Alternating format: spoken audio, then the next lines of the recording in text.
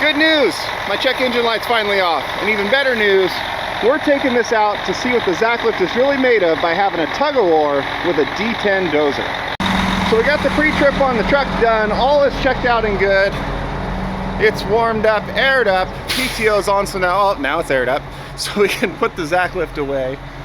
Yes, I do have the computer. I could have gone in at any time and turned off that check engine light, but I purposely did not because I wanted to make sure the system was working correctly. See, on these trucks, when they give you the light where they want the parked regen, and then you give it that, it'll go and cook everything out to clean out its filter. And if all worked correctly after so many heat cycles and run cycles, you know, from warmed up to running to cooled down and parked, can't remember the exact number, it has to have a certain number of them. If all that goes through, with the computer seeing no more issues from the system, it will turn off the light at that point. If I'd have gone in there with my computer and turned it off just because the light's annoying, we wouldn't know if it was because the system's working correctly or if it's just because I overrode it. So I let it do its thing. The light turned off on its own, which means the system is working correctly and all is right with the world. So we're gonna get this folded up, put away, head over to Quentin's and see what this thing is really made of. But first, this video is sponsored by SetPower Fridges in honor of their Prime Day sale from July 8th to July 11th, where you can get amazing deals on things like the new DT45 and all kinds of other stuff across their website. I'm just checking to make sure I said that right. Yes, from today, the day this video is posted, to July 11th. Now this here's the DT45, but it's actually a 48 quart cooler because it's 18 quarts on the small side and 30 quarts on the big side. Look how deep that goes. Can you hear my echo? Now, the handy thing about this one is it is completely app controlled from your phone, so it's in the back of the car, it's outside your tent at camp, it's out in the garage. You can pull up your app, you can check on, adjust as needed, but it also has super easy push button controls right here on the front. Your cooling for the small side, your cooling temperatures for the big side. You can put it on eco mode, you can put it on max mode. Now on max, this thing will go from 75 degrees to 32 degrees in 15 minutes and all the way down to -4 Fahrenheit, of course, in 60 minutes. Incredibly fast. And then your battery protection right here, you can set it to high, medium, and low if you have this thing plugged into your car. It'll cut off the fridge before it kills the battery in your car. Super easy to set right there. No scrolling through a whole bunch of other menus to find that feature. It'll run on anything from 12 to 24 volts of DC power, as well as has the adapter to plug straight into wall for AC power if you're at home or in your garage, anything like that. Nice removable basket here in the 30 quart side with the drain at the bottom to make clean outs easy. Now either side can be a freezer, either side can be a fridge, both can be a fridge, both can be a freezer. Say you want to go out camping and you want to have root beer floats. Put your ice cream in this side, put your root beer in this side, you got everything you need. Now if you know me, you know that for one, I have SetPower Fridges in almost all of my vehicles and have for years. And for two, I don't read from scripts when it comes to sponsorship deals. That's the main reason you don't see me do more of them, is most companies, the vast majority of companies, are not okay with that fact, and I will not bend on that fact. But I will read from the direct list of the sale here so I get the details right. Now for starters, you go to the official SetPower website, which will be linked down below along with their Amazon store. But on the official website, if you use the code KCDT45, which is my discount code, the DT45 right here, instead of being $359, will be $279. The bigger brother of this one, the DT55, is regular $399. You get it for $309. Using that code will get you up to 50% off all kinds of products across their website. 5 lucky winners who use my code KCDT45 will get a free mystery gift worth $88. I don't know what that is. I guess that's why it's a mystery. If you spend $300 or more using my discount code, 3 lucky winners will get a free floor fan valued at $100. Well, I did actually really good on that. 3 lucky winners will get a free floor fan valued at $179. That's kind of a tongue twister. And the best one of all, 2 of the people who use my discount code will win a full refund of their purchase price on the website. So go check them out down below. It'll be in the description as well as the pinned comment. The links to their website as well as their Amazon store, and also my discount code will be in there. SetPower makes amazing products. They've been one of the longest time sponsors of this channel. I am happy to keep using their products. Been using them for years.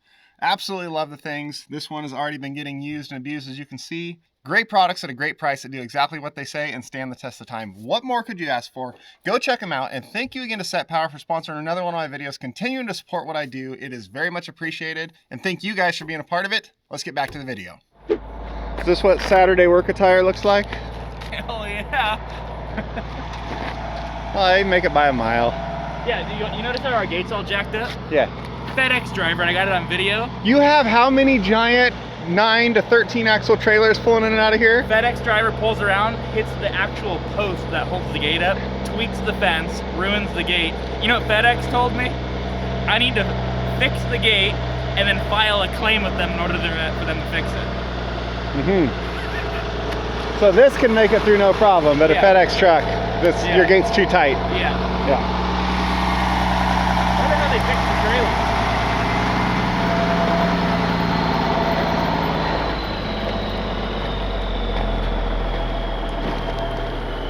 So this one you said has 120,000 hours on it? Yeah. And runs? It runs, yeah. So it's going to be a parts machine or a rebuilder? Yeah, she's done. Done? 120,000 hours though. You should think any Komatsu, any Hitachi, anything that goes that amount, especially a dozer that goes that amount of hours and still runs. You won't find one. You just won't. You got pet deer? Hey, do you notice how I changed my wardrobe? Yeah. Is that proper work attire? I shamed you out of your shorts. There's the deer over here. Where did she go? Oh, right there.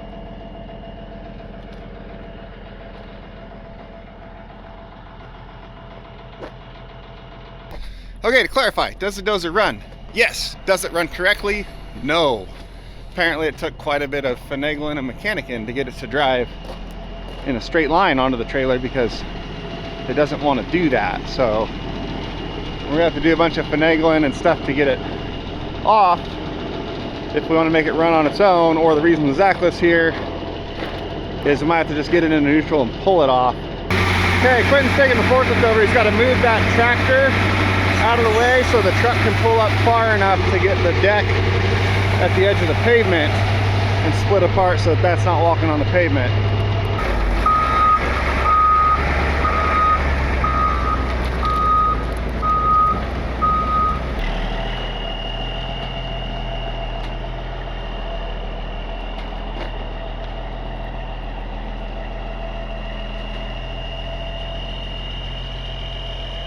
Alright, since this is actually going to require some skill and some knowledge to get off the trailer, Bomba's here to help us out, because... Are you vlogging? Yeah. Are you going to post a video? I just posted 2 of them. After 6 years without? 2 months. Felt like 6 years, man. I missed it so much. Thank you. It just crushed me in my soul every time I open YouTube and there's not a new Iron King video sitting there. Happy. Thank you. Got the trailer pulled up here on the dirt. He's going to roll out and down the ramps, which sets it down. Pull the links on the front, back under, throw the block in, and it pulls the neck off. It's that easy, right? Yes, it is. So we just came and pulled those 2 links forward, which disconnects the deck pins right there. And then when he backs back under the ramps, it lifts the front up. As it goes up that. See, it lifts the deck right there, the neck off the deck.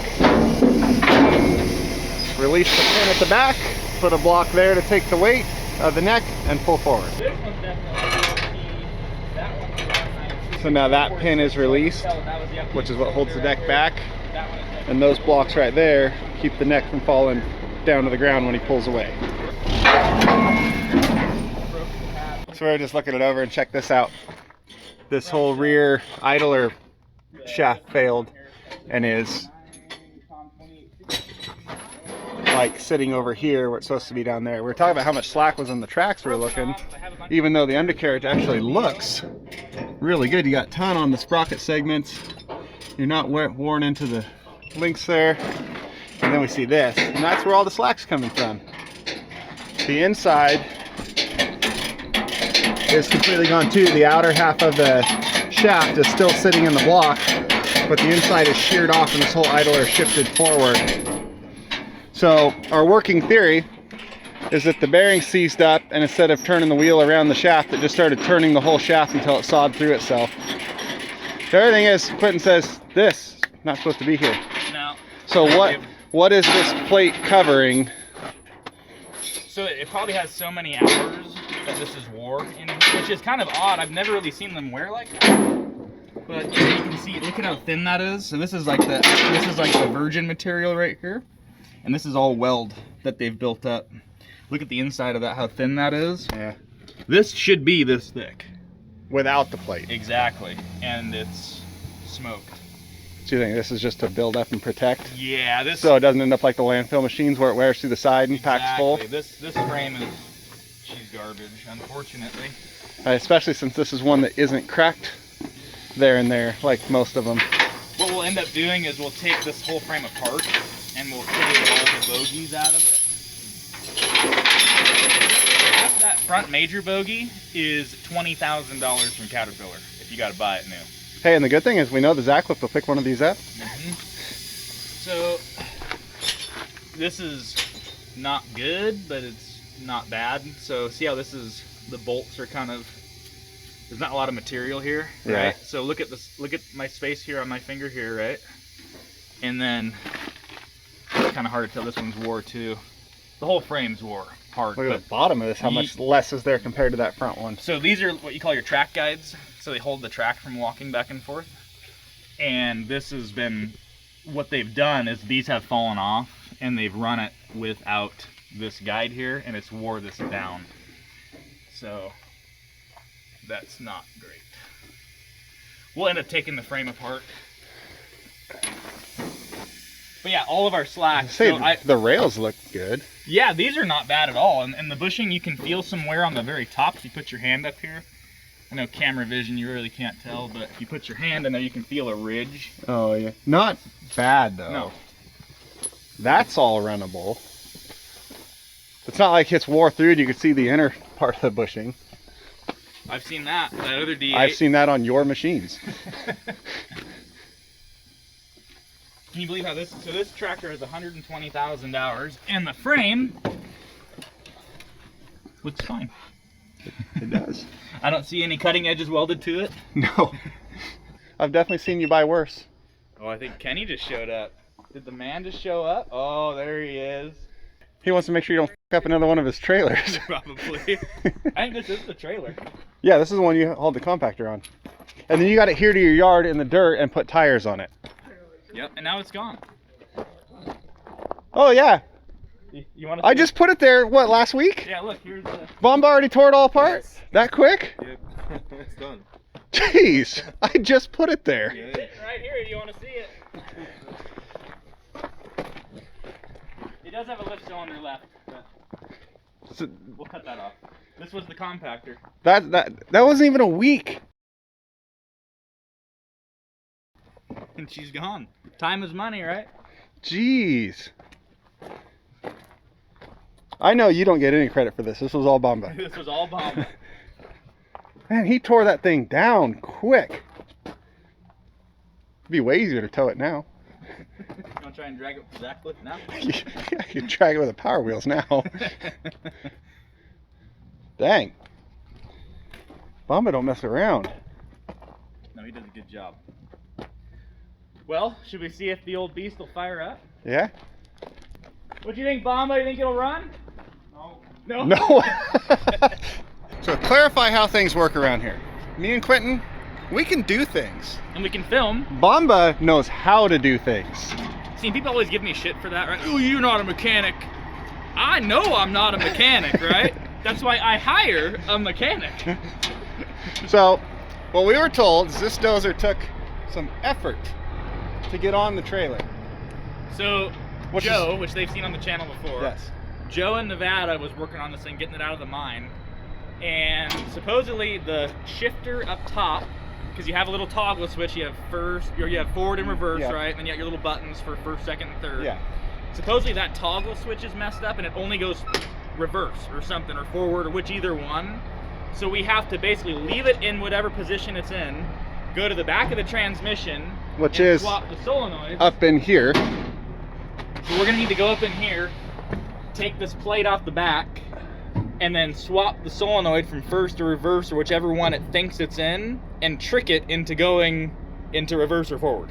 Got it. This is a rough tractor. But some of the parts are good. Oh, absolutely. I mean, you have... It's got some really good parts and then some really bad parts. This doesn't have a lot of in between on it. No. Like the tracks, good. Those will be gone. Tracks, sprocket segments, all look great. Like you said, the bogies themselves look good. Themselves are not bad. This one, this idler is still where it's supposed to be. Yep, see how there's a little shell right here? A little bearing that's supposed to ride in? That's completely gone on the other side. Exactly. And look at this track's fairly tight here. Yep. It's still got tension. And it's not leaking anywhere? No, has this one got the crack in it? Nope. Has it been cracked before? 100%. It's been cracked. Well, Every D10 I was gonna say track frame is every cracked. D10. But That's just what they do. that back strap right here really helps with that. Is this an add-on? Yes. Yes. I was gonna say that doesn't look factory. So it's a factory option that you can buy from Caterpillar. So this whole kit, they sell a kit. Oh, it's right? just this whole shaped And piece. these are all different pieces. They're all different plates right here that you weld together. This is actually part of that. This little Oh, plate so it right saddles over it Mhm. to support where it cracks right here. here. So it's just been welded on so many times it looks like part of the frame, but this is part of the plate that you weld on. Now there's another plate that you can weld on that's around here somewhere that they didn't do. But you have this, you have your eye. This is welded on right here. This is not factory. It's a factory add-on. This brace. Yep, so they've welded it right here. Like a D10T track frame, this will be cast into the frame itself. So there's no welding here. This has basically 4 bolts that are drilled and tapped, and you have mounts that bolt to the top. It's got your straps ready to go for next time you want to weld the bogies up to change tracks. And what's funny about that is you see these holes right here, these threaded holes? That's what they're for. Yeah, you can buy these from Cat. They're like $20 a piece, and people just weld crap onto them because that's easier. I've literally seen you do that. Uh-huh. So Bomba says he's just going to fire it up and drive it off the trailer, and we're being over dramatic. Thing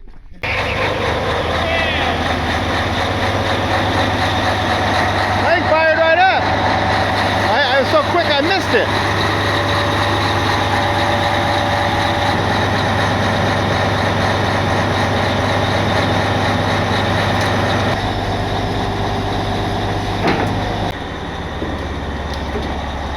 Okay, so it's got forward. I guess the forward reverse selector is no good. Okay, so here's the plan, as far as I know it. Got it fired up, got it to go into forward, which the selector will let it do. Then you're gonna shut it down, come back, flop the solenoids on the back inside the transmission casing there, so that forward activates the reverse solenoid in the transmission instead of the forward one. Then we should be able to start it back up, put it back into forward gear, and it'll actually go into reverse, and off it goes. Do you want to try that, or do you want to go in there and swap the solenoids? I think try that. Try this first? Yes. You got 5 hours? Yeah. All right. I got all day for you, Quinn. Thanks. I appreciate it. Bomba, do you have 5 hours? Yep. Okay. Well, let's fuck it. Let's go grab another one. We have a bunch of cabs in the back there. Let's get some tools and It's almost like you have some cat parts around here. we got some cat parts. So So let's fix the machine so that you can take it apart. let's do it. So let me explain to you how this works and how it's not working. So pretty much any of the bigger dozers of this vintage, this fingertip steer, this setup right here is how it works. Your parking brake is down here, you flip your parking brake off, and then you're in neutral right here. This paddle you use with your thumb is your forward, neutral, reverse. This is your gear shifter, shift up, shift down, and these 2 paddles right here are your steering wheel. So yes, you steer this giant 100-something thousand pound dozer with your fingertips. That's why it's called fingertip steer. So you want to go, obviously decelerator brake, flip it into forward gear, let off the brake, let off the decelerator, and normally there's a floor here to put your feet on so you don't fall into the abyss. But you're in forward, go, grab second gear, grab third gear, you can downshift, steer to the right, steer to the left, decelerator brake, flip it back to reverse, click which gear you want, back up, steering again. What's happening on this dozer is it is recognizing forward gear, but it is not recognizing reverse gear, which obviously we need to reverse to get off the trailer. So we were originally going to pull the back of the transmission apart because there's obviously electronic solenoids in here that get the signal from this and tell it which direction to put the transmission into. So we go back there and swap solenoids around, or wiring on solenoids to trick the dozer into thinking that that was reverse so we could back off the trailer. But Bomba looked at it here and dug into down in here and goes, or we could just fix it. So back over there is a row of cabs, He's going to pull another one of these assemblies out of one of those cabs, throw it in here, and fix the dozer. At least that is the current plan. If not, we'll go try those solenoids at the back of the transmission, and if not that, we hook the Zacklift to the back of it and drag this thing off of here in neutral.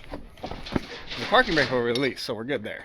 So we got grader cabs, underground mine haul truck, like D400, 300, whatever cab, loader cabs, big cat, like 793 or so cabs, telehandler cabs, and those are all D10 dozer cabs. Horrible. And I want you to notice something too. What? He picked the right tools the first. He just went to the shop and grabbed the right tools to do that because he's done it so many times. I'd have drove a service truck over here and still not had the right tools. I expected a little buggy to come over here with the steering wheel on the opposite So we side. need this one right here. This guy. So this is the potentiometer that we need. This should be like a momentary switch, but this is, I'm just assuming, yeah, because if you look in here, that's how that mechanism works. If you just shift it backwards and forwards. That's a shaft that goes all the way Yes. through and turns this, and this is the sensor for the switch that's over here. Exactly. So we need that sensor right there. Not the whole handle assembly. No, just that piece. But watch us change it and it does nothing because the wiring's fucked up from there to the tranny or something. Probably what's wrong. It's never that easy. It's never that easy when we try to do it. Yeah, see, he's gonna do it. But now It's more- Bomba's doing it. Hmm? I'm guessing this was a landfill dozer. Landfill dozer, V8T. You like how I organized the cabs? Yeah, no, that looks good.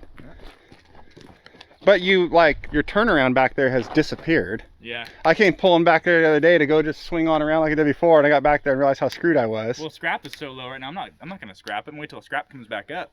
We gotta work on that. Yeah. So, Go rent some equipment for me and move it around if you want. what'd you have? Oh, look at that. Look. Yeah. Yeah, it doesn't work. How's it going in here, Bomba?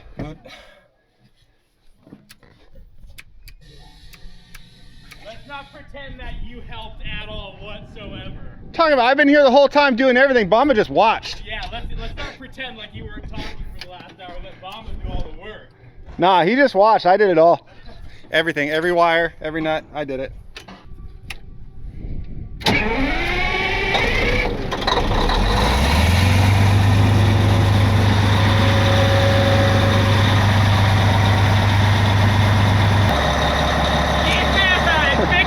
Yeah, Bomba!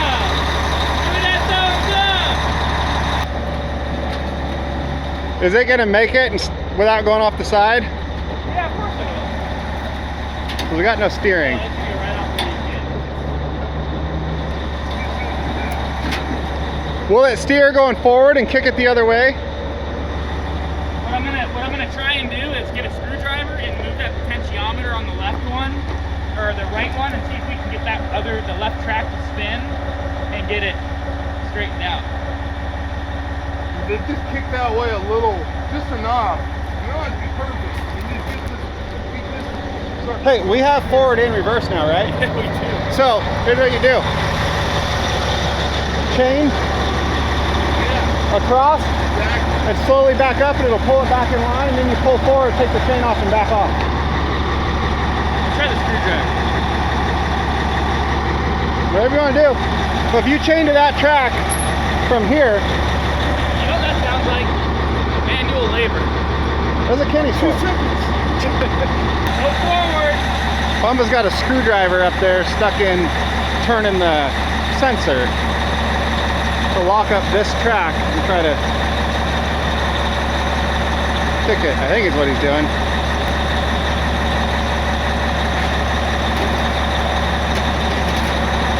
So what we're trying to do is make sure a good bit of the way the machine stays on the trailer itself and not putting it all on the outrigger. There you go, sir. There it is, right there.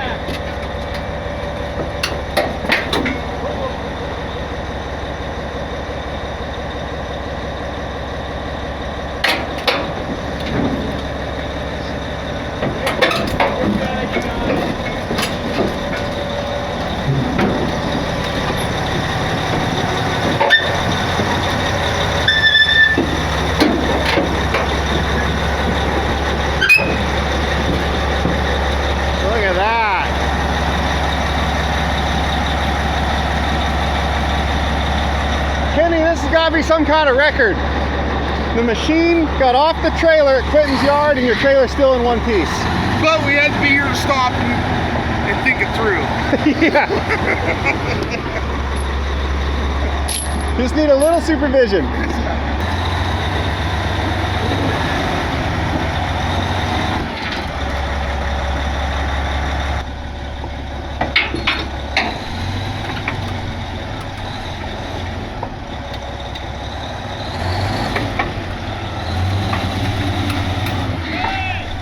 The engine in that thing actually sounds really good. Smartest mechanic on the face of the planet right here. Hey, you endo pretty good. I would say, you know, very good. I think if you got something that's super screwed up and sketchy and there's no like really good way to do it, if you put Joe and Bumba together on a project, Oh my God. just stand back and let it happen. Because they will make it happen. Yes. You don't want to see what's happening. It's gonna happen. But it will end up, if you say I need a D10 from point A to point B, it will get there, but you don't want to know how it got there. Yeah. Yeah, you put those two together and things will happen. And I love it. Oh, it's broken. Send it back. You think they'll take it back and get my money back for it? I mean, they sent you a broken cylinder. They It's kind of still have not to. leaking and it's past the seal. Is there any oil in there? There's like this machine it's gone, but there's a lot of good in it. Well, the good part about it is, you know, it's not gonna get cut up and turned into a freaking Kia. You know, it's gonna get taken apart, and Yep. then the other parts are gonna be repurposed into other machines. Yep. Because I mean, you have good steering clutches, final drives, tracks, Engine. engine. You got the front track. The transmission, once you can engage it. which is nothing to do with the transmission itself. Yeah, It's to that's do just with all the wiring up in the there. cab. Yeah. So you have the good equalizer bar, pivot shaft, all these bogies we can repurpose. The track frame itself, unfortunately, is pretty damn wore out. But you know, like all those parts you're mentioning are the common wear items. And on this, they're good. Yeah. So the common wear items that you're regularly replacing are good on this. Like those tracks alone, I mean, like the deep ripping guys in California, they love to buy tracks from me because they don't want to spend $200,000 on a set of tracks. They'd rather spend 25 grand with me And they're running in that soft dirt. This will last them forever. forever.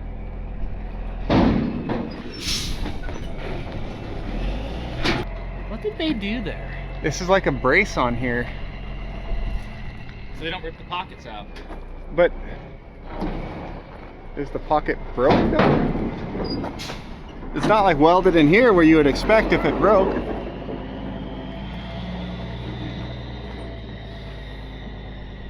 I wonder if they had... Oh, Hey, this also, I will mention, this has the 9T1182 control valve in it too. That Okay. control valve is $20,000. And I know this because I have one of these as a rental machine that's in good shape, like super nice. And I had to buy one of those valves from Cat because I sold all of mine like a dummy. And I had to spend 20 G's on a control valve. So that'll be gone. how much does that just irritate you when you're the Cat parts guy and when you need parts for your own machine, you got to go buy them? Oh, it's bad. It's bad. But I will say, you know, you have to work together with these companies. You have to, like the dealer, you got to buy wear stuff from them. You got to buy cutting edges. You got to buy, you know, hoses and filters and, you know, engine components and rebuild components like bearings and seals. So, you know, they serve a really good purpose too. But there is times I'd love to save a lot of money. I'd like to save $20,000 and rip the damn control valve out of this. Well, when your water truck lost the engine and you had one sitting here. Oh yeah, I remember that. You hauled it, didn't Yeah, you? I came and hauled out to you, but like there's like, you had the most expensive part in your whole rental machine sitting in your warehouse here, fully rebuilt, ready to go. And it's still running today. They put I would hope so after that rebuild. I will. So that engine was rebuilt by a Cat dealer, and it sat for a while. We put the motor in. It ran a week and blew a turbo. Oh in no. A week. But they warranted the turbo. Nice. Pretty cool. And I haven't had a single issue with it since. Nice. So, Yeah, that was like a last minute. I think you called me on a Sunday. yeah. What are you doing right now? Just like yesterday. sitting up- I'm like, what are you doing? No, that yesterday you gave me a whole day's notice Oh, to yeah. today. That time you called me on a Sunday morning and like, you want to drive to Nevada? When? Now. We're broken. All right. And then you showed up at like 10 o'clock, and me and Robert are out there like yanking the motor out of this. I showed up right as you were pulling the old motor out. You guys had just got it, like perfect timing. Yeah. Yeah, I drove here, loaded it, and took off to Nevada. I wonder how much fuel this thing's burned in its entire life. Well, you'll look up what's a D10 dozer burn per hour on average. So,